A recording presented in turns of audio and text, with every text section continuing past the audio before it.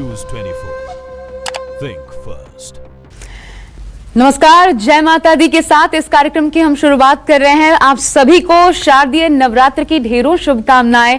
मैं हूं आपके साथ आशा झा और हमारे साथ खास चर्चा का हिस्सा बन रही हैं आज सामाजिक महत्व क्या है, इन शारदीय नवरात्रों का सामाजिक महत्व क्या है, यही हम आपको समझाने की कोशिश करेंगे इस कार्यक्रम में। मेरे साथ दिव्य ज्योति जागृति संस्थान से साध्वी प्रज्ञा भारती मौजूद हैं इस खास चर्चा के लिए। और आपको ये भी बता दें, घट स्थापना का मुहूर्त क्या है, किस तरीके से आपको पूजा करनी है, कौन सा मंत्र मां की असीम कृपा आपको दिलाएगा, यह देखने के लिए ठीक 9 बजे जरूर देखिए आज खास कार्यक्रम कालचक्र पंडित सुरेश पांडे जी के साथ।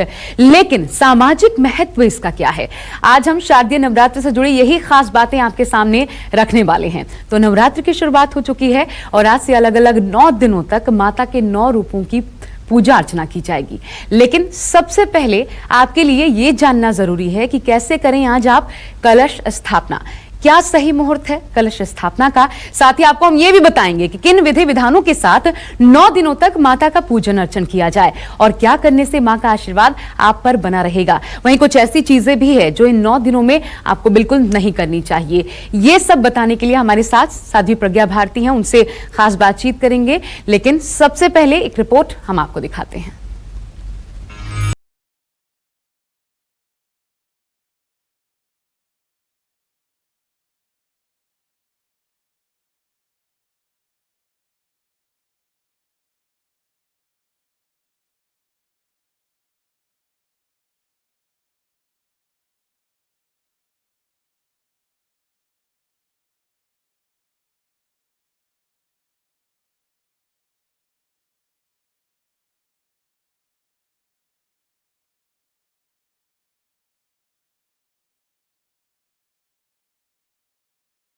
दिनों में माता के भक्त मां दुर्गा की पूजा कर आशीर्वाद प्राप्त करते हैं।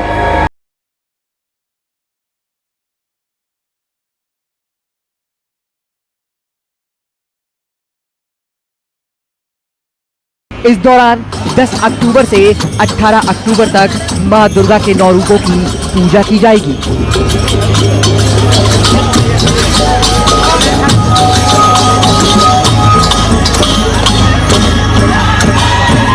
इस साल शारदीय नवरात्र का शुभारंभ चित्रा नक्षत्र में मां जगदम्बा के नाव के आगमन से शुरू हो रहा है।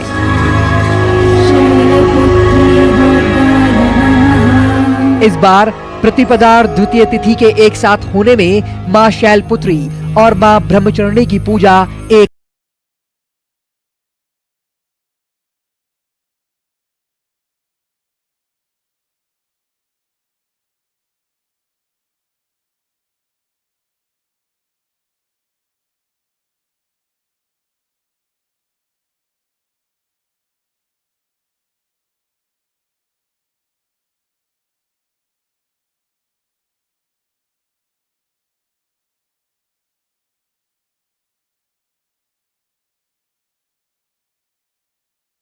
यानी इस बार कलश स्थापना 1 घंटे 2 मिनट तक की ही रहेगी। मुहूर्त 6:22 से लेकर 7:25 तक है।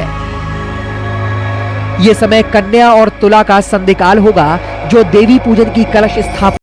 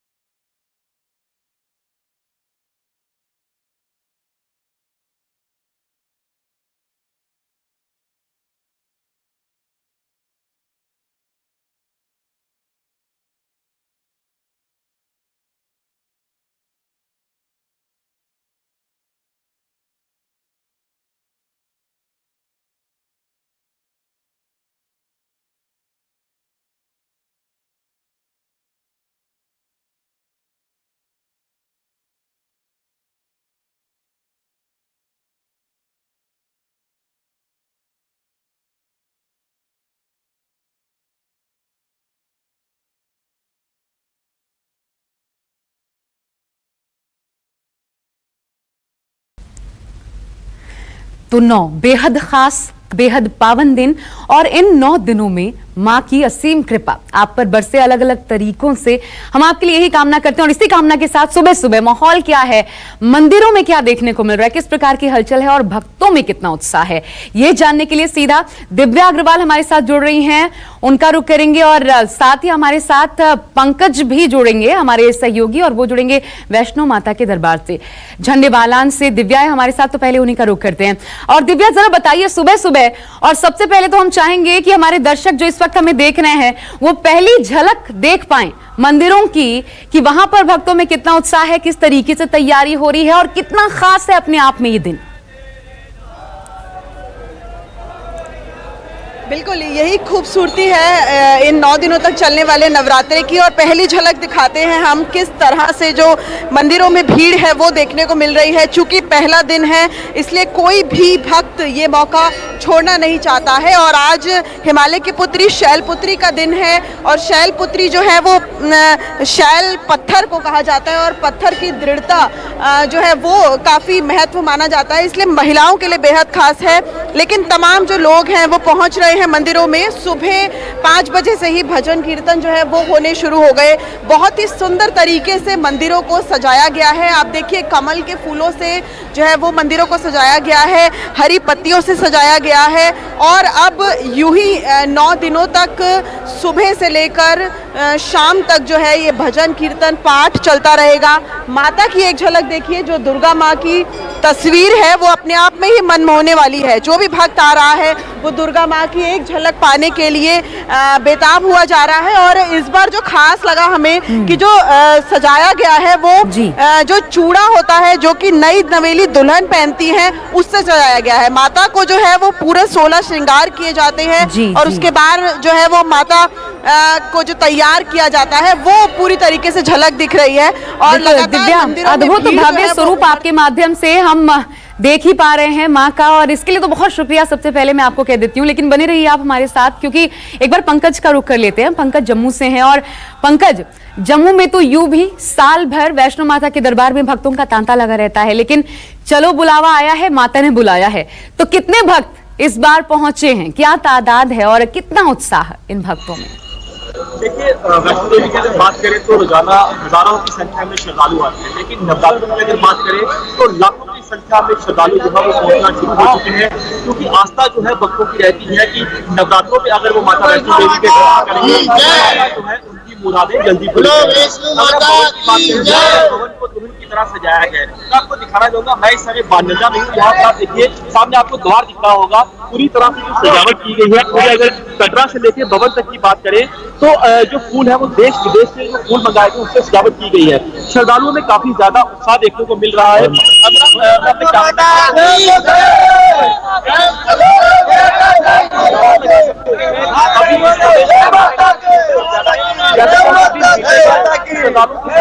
ज्यादा होगी, आप अंदाजा लगा सकते हैं। सुरक्षा की बात करें तो श्रद्धालुओं की सुरक्षा का भी विशेष ध्यान रखा गया है, क्योंकि आतंकी हमले का देखते हुए पूरी तरह स्थायी अलर्ट किया गया है। कटरा से लेकर भवन तक अत्याधुनिक जो हथियार जवान है उसको तैनात किया गया है। लेकिन श्रद्धालुओं की बात करें तो श्रद्धालुओं के उत्साह में बिल्कुल कमी नहीं है। हम कोशिश करेंगे श्रद्धालुओं से आपकी बातचीत करवाते हैं। अमरावती महाराष्ट्र है। नवरात्रों में मां वैष्णो देवी ने आपको बुलाया है, क्या श्रद्धा लेके आए?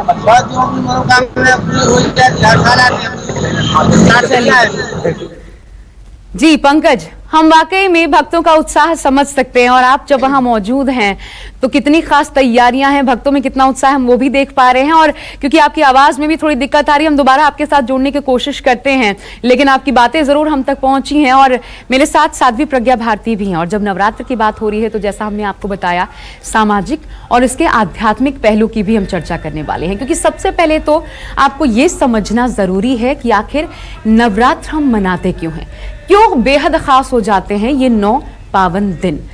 और प्रज्ञा भारती, सबसे पहले मेरा सवाल आपसे यही है कि ये 9 दिन इतने खास क्यों हो जाते हैं, और माँ की अलग अलग रूपों में पूजा, ये क्या विधि विधान है, इसके पीछे क्या आध्यात्मिकता छुपी है?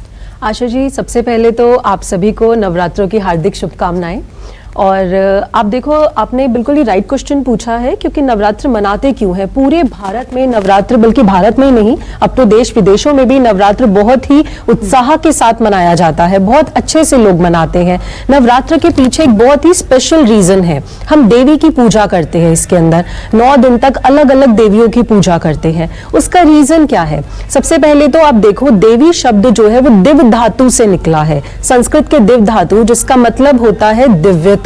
हमारे जीवन में दिव्यता कैसे प्रवेश करे, ये देवी माँ हमें संदेश देती है नवरात्रों के ऊपर। So it is very important, जब आप मंदिर में जा रहे हो, आप भगवान के आगे हाथ जोड़ते हो, आप देवी माँ के दर्शन करते हो, आप देखते हो कि उनका श्रृंगार किया गया है, उनको सजाया गया है, आप मनोकामना मांगते हो उनके आगे, और तब आप दोनों हाथ जोड़ लेते हो। और जैसे ही आप दोनों हाथ जोड़ते हो, आप अपनी आंखें भी सहजता से बंद कर लेते हो, आंखें मूंद लेते हो। अब आप देखो, हमने हाथ जोड़े, हम देवी के दर्शन करने गए हैं, लेकिन हमने आंखें मूंद ली, तो इसका कोई तो कारण होगा। इसका मतलब देवी माँ हमें यह समझाना चाहती हैं कि मैं तुम्हारे अंतर्घट में वास करती हूँ, तुम्हारे ही अंतर जगत में हूँ, और तुम मुझे देख सकते हो, मेरा दर्शन कर सकते हो। नवरात्रि में सबसे गूढ़ संदेश तो यह है। और उसके बाद अगर हम ये बात करें कि नवरात्रि मनाए क्यों जाते हैं, इसका कारण क्या है, जो हमारी एक पौराणिक कथा है इसके पीछे, वो कथा क्या है? आप देखो, महिषासुर के बारे में आपने सुना होगा।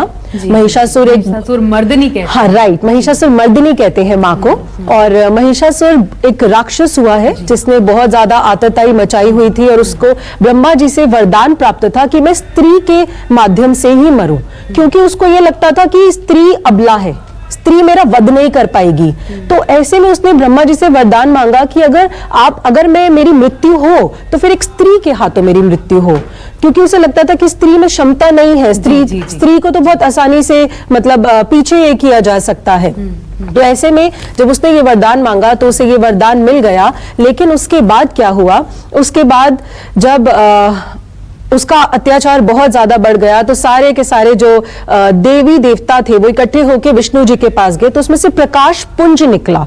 तो वो जो प्रकाश पुंज था, उसी पुंज के अंदर सभी देवी देवताओं ने अपने तपस्या का पुंज डाला, और तब 18 भुजाओं वाली माँ का प्राकट्य हुआ। और ऐसे में ये माँ अपने आप में कितनी शक्तिशाली होंगी, देवी स्वरूप, जिनकी पूजा हम 9 दिनों तक करते हैं। और यही पूजा किस प्रकार आपको फल देगी, कैसे आप माँ को प्रसन्न भी कर सकते हैं, इसकी भी चर्चा होगी। हम एक छोटे से ब्रेक के लिए यहाँ पे रुक रहे हैं, लौटेंगे तुरंत इसी खास चर्चा में।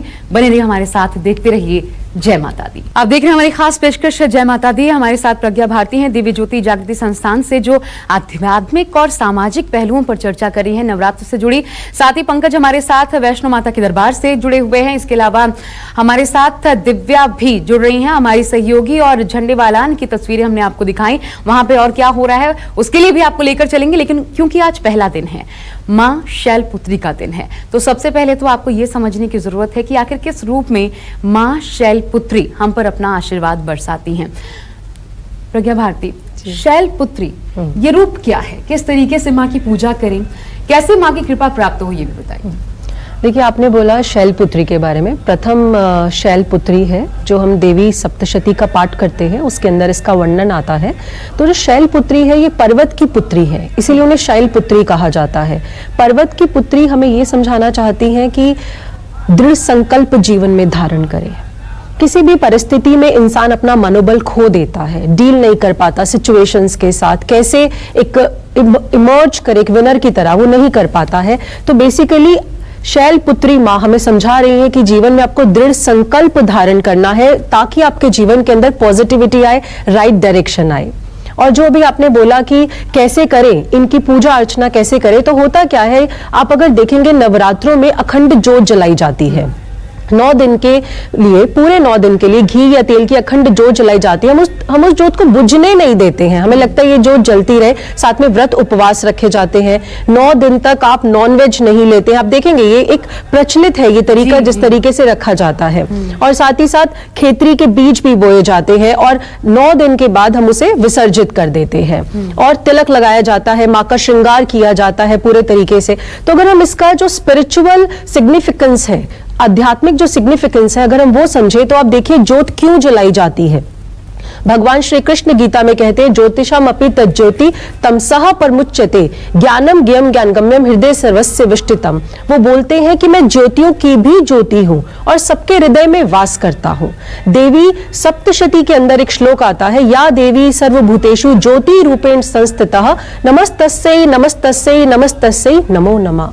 अर्थात हम ये बोलते हैं कि वो देवी जो सबके भीतर ज्योति रूप में स्थापित है, उनको हमारा प्रणाम। अर्थात अखंड होना क्यों जरूरी है? बिल्कुल, आपने बहुत सही बात बोली कि अखंड होना क्यों जरूरी है। अगर आप देखो, विद नो ऑफेंस, कई लोग तो जोड़ देते हैं, मैं आपको कई लोग जोड़ देते हैं कि गलत हो गया। अगर किसी कारणवश वो जोत बुझ भी गई तो लोग सोचते हैं अरे ये तो गलत हो गया, लोग इसे अपशगुन मानते हैं। लेकिन ये ऐसा नहीं है। आप देखो, अखंड जोत जो है वो हमारे अखंडता का प्रतीक है।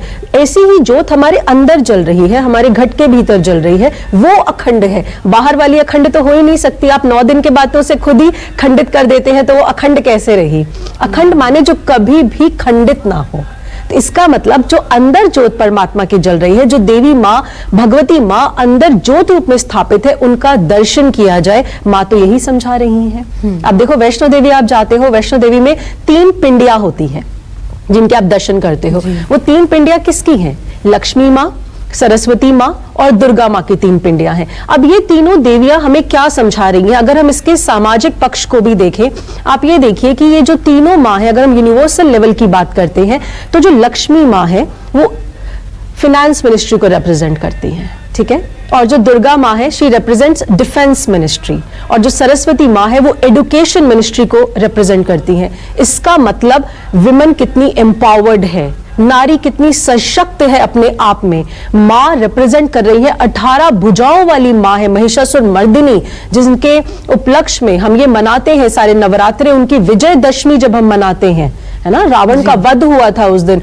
तो इसका मतलब क्या है कि जो हमारे अंदर, हमारे मन के अंदर विकार है, मलिनताएं हैं, ईर्ष्या है, द्वेष है, नेगेटिविटीज है किसी और के प्रति, अपने कलीग्स के प्रति, अपने घर में लोगों के प्रति, तो आपको इन सब से ऊपर उठना होगा। और एक और महत्वपूर्ण चीज जो इस दौर में बेहद जरूरी है, और न सिर्फ आप पूजा पाठ करें ताकि आपकी जो मनोकामना है वो पूर्ण हो, बल्कि एक संदेश इस दौर में नारियों के प्रति सोच को जो बदलाव है उस तौर पे भी आए, इस लिहाज से भी सोचना जरूरी है। वो भी एक माध्यम जरूर इन 9 दिनों को हम माने तो और बेहतरी की दिशा में आगे बढ़े। आशा जी, होना ही चाहिए। आप देखिए, ये त्योहार, ये फेस्टिवल्स, इंडियन कल्चर बहुत साइंटिफिक है, वैज्ञानिक है हमारा कल्चर, और पूरा विश्व they look up to us, they look up to India. वो हमें देखते हैं। भारतीय कल्चर की एक एक चीज बहुत ज्यादा लॉजिकल है और साइंटिफिक है। तो अब आप ये देखो, अगर आप बात करते हो कि भारतीय कल्चर की, हमारी भारत की रिच संस्कृति की, तो हमारा तो कल्चर है ही, उसने शुरू से लोगों को सिखाया है, लोगों को दिया ही दिया है। अभी आपने मेरे से क्या प्रश्न पूछा था? बिल्कुल यही पूछा था कि महत्व जो है हम इस रूप में क्यों नहीं समझते कि हमारी नारी के ऊपर वो पूर्ण हो रही है, लेकिन नारी के प्रति सोच में बदलाव आए। इन 9 दिनों को उस तौर पे भी हम क्यों न मनाएं? बिल्कुल आप सही कह रहे हो। देखो, इस पे मैं आपको एक बहुत सुंदर बात बताती हूँ। हम आज जिस दौर में जी रहे हैं, हम विमेन एम्पावरमेंट की बात करते हैं, है ना, और मोर देन विमेन एम्पावरमेंट, मैं आपको बात करती हूँ जेंडर इक्वलिटी की बात करते हैं हम। तो देवी माँ हमें ये संदेश भी तो दे रही है, माँ, भगवान और भगवती अलग अलग नहीं है, वो एक ही है। बहुत खूबसूरत बात आपने कही है। और इसी बात के साथ मैं सीधा रुक करती हूँ दिव्या का, हमारे साथ झंडे बालान से जुड़ी हूँ। और दिव्या, जरा बताइए यहाँ पे आरती का क्या समय है, जो दर्शक इस वक्त सुन रहे हैं आपके माध्यम से जान पाए, ताकि किस वक्त वहां उन्हें पहुंचना है और व्यवस्थाएं क्या की गई हैं, क्योंकि जाहिर तौर पर झंडे बालान अपने आप में एक खास अहमियत रखता है। आज के दिन तो भक्तों की तादाद बहुत ज्यादा होगी, सुरक्षा के लिहाज से भी, महिलाओं के दृष्टिकोण से भी क्या तैयारियां हैं यहाँ पर? बिल्कुल, अगर एक बार तैयारियां आपको दिखाने की कोशिश करें तो झंडे बालान इसी बात से बहुत ज़्यादा पॉपुलर है, क्योंकि यहाँ पे जो व्यवस्थाएं हैं वो बहुत अच्छी रहती हैं। सुबह 5 बजे से ही भक्तों का तांता जो है वो लगना शुरू हो गया है। सुरक्षा व्यवस्था काफ़ी कड़ी गई है, CCTV कैमरास लगाए गए हैं, 4 कंट्रोल रूम बनाए गए हैं, 10 जो है वो गेट्स हैं। और अगर आरती की बात की जाए तो आरती का समय 9:30 बजे से जो है वो शुरू हो जाएगी आरती। अभी भी लगातार जो भजन कीर्तन है वो चल रहे हैं। जैसे ही भक्त मंदिर के प्रांगण में प्रवेश कर रहे हैं, एक समा देखते ही बन रहा है। और चूंकि आज शैलपुत्री का दिन है, शैलपुत्री की जब छवि की बात करें, एक हाथ में त्रिशूल, एक हाथ में कमल, ये झलक देखने के लिए भक्त उमड़ता जा रहा है। और एक बार में जो भक्त जो हैं जिस तरह से आ रहे हैं, लाइन लगातार काफी लंबी होती जा रही है। जैसे जैसे समय बढ़ रहा है, भक्तों की लाइन जो है वो लगातार लंबी होती जा रही है। बिल्कुल, और यही स्थिति दिव्या एक बार माँ की छवि वैष्णो माता के दरबार में भी ठीक ऐसा ही देखने को मिल रहा है, जहां से हमारे सहयोगी पंकज हमारे साथ जुड़े हुए हैं। और पंकज, मैं आपके पास आना चाहूंगी, और कुछ भी बोलने से बेहतर है, क्योंकि यहाँ जब भक्त पहुंचते हैं तो कहते हैं कि माता के दरबार तब पहुंचते हैं जब माँ खुद चाहती है कि अब ये भक्त मेरे पास आए। भाव क्या है, जरा बताइए। आज सिर्फ यही जानना जरूरी है, वहां से भाव क्या है भक्तों के बीच।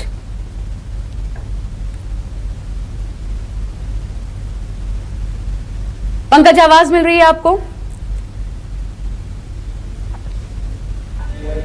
चलिए, लगता है पंकज तक आवाज नहीं पहुंच रही, लेकिन जरा तस्वीरें देखिए।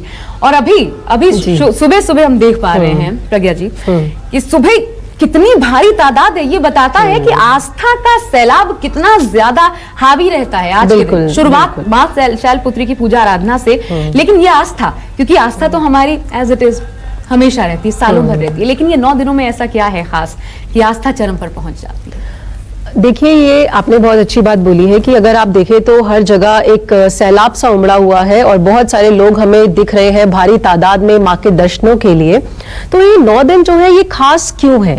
ये 9 दिन इसलिए खास है क्योंकि 9 दिनों के अंदर माँ ने जो हम ये जैसे हम सेलिब्रेट करते हैं, प्रथम शैलपुत्री, द्वितीय ब्रह्मचारिणी, अगर आप इन सबको देखो तो माँ हमें ये समझा रही है कि मात्र 9 दिन ही नहीं, लेकिन हमेशा ये जो मेरी ज्योत अंदर जल रही है, तुम्हारे अंदर हमेशा जल रही है, इसके दर्शन भी किए जा सकते हैं और माँ के वास्तविक स्वरूप को जानना भी हमारे लिए जरूरी है। बिल्कुल, और यही अखंड ज्योत हमें संदेश देती है। और हम सीधा रुक कर लेते हैं, पंकज हमारे साथ जुड़ गए एक बार फिर। और पंकज, मैं उसी भाव की बात कर रही हूं, और जिस भाव के साथ आज यहाँ भक्त पहुंचे हुए हैं, और अभी सुबह सुबह का वक्त है, लेकिन हम देख रहे थे मंदिरों की स्थिति क्या है आज के दिन। तो जरा बताइए कि ये कितना अपने आप में चुनौतीपूर्ण है आज इस स्थिति को संभालना, और अगले 9 दिनों तक सुरक्षा के लिहाज से।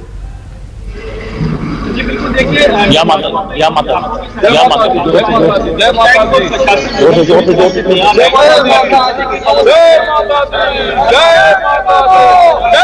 अच्छा, पंकज की आवाज में, क्योंकि पंकज आपकी आवाज हम तक सही तरीके से नहीं पहुंच पा रही, मैं आपको सुन नहीं पा रही हूं, लेकिन हम दोबारा आपके पास आने की कोशिश करेंगे। फिलहाल यहाँ जय माता दी में वक्त हो चला है एक ब्रेक का। ब्रेक के बाद जब लौटेंगे तो जारी है हमारी ये खास पेशकश, बने रहिए। तो 9 दिनों तक माँ की पूजा अर्चना होगी। भक्त अपनी मांगे माँ के सामने रखेंगे ताकि माँ उन पर कृपा बरसाएं और उनकी मन्नतें पूर्ण करें।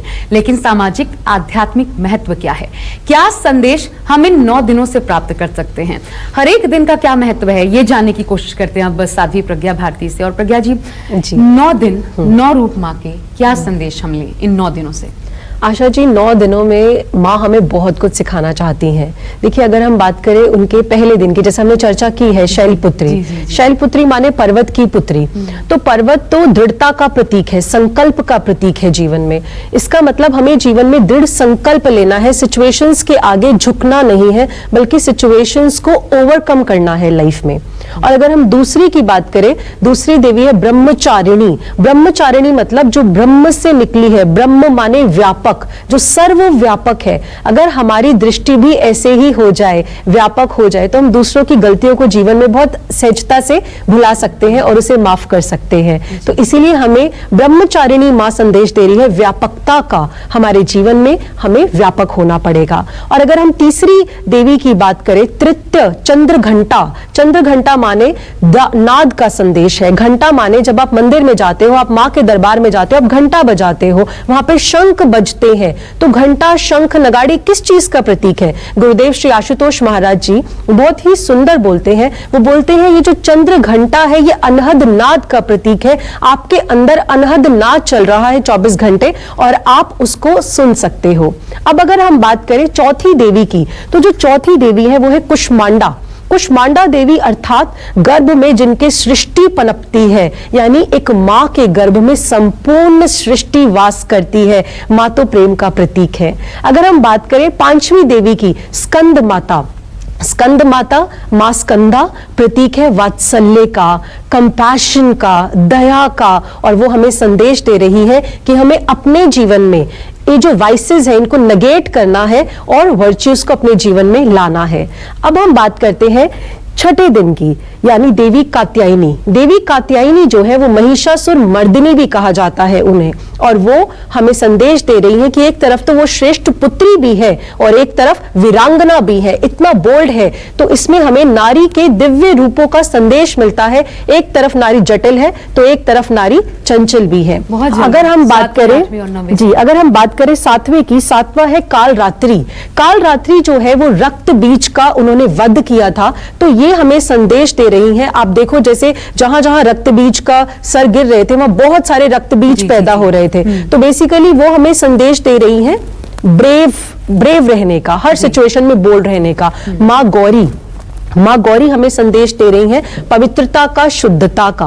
और अगर हम बात करें नौवीं देवी की, जो लास्ट है वो है सिद्धिदात्री। सिद्धिदात्री माने कि अगर हम अपने जीवन में ये सभी पॉजिटिविटी को धारण करते हैं, हमारा आचरण शुद्ध हो जाता है, पवित्र हो जाते हैं, तो फिर जीवन में सिद्धियां अपने आप आ जाती हैं। हम अपने आप जीवन में मनोकामनाएं हमारी पूर्ण हो जाएंगी। लेकिन कब? जब हम इन सभी पॉजिटिविटी को जीवन में धारण करेंगे, दृढ़ संकल्प लेंगे हम अपने जीवन के अंदर कि हम इन सारी वाइसेस से, इन सारी नेगेटिविटी से, मानसिक वृत्तियों से बाहर आएंगे और माँ के ज्योति स्वरूप को हम अपने अंदर धारण करेंगे। तो ये 9 दिन माँ आपकी मन्नतें जरूर पूर्ण करें, लेकिन इन 9 दिनों से आप सीखने का भी प्रयास करें, अपने अंदर के अवगुणों को दूर करें और गुणवान आप बने। हम आपके लिए यही कामना करते हैं। बहुत बहुत धन्यवाद कार्यक्रम में शामिल होने के लिए। इसी के साथ जय माता दी एक बार फिर, और यहां रुक रहे हैं एक ब्रेक के लिए, लेकिन खबरों का सिलसिला न्यूज़ 24 पर लगातार जारी है। नमस्कार।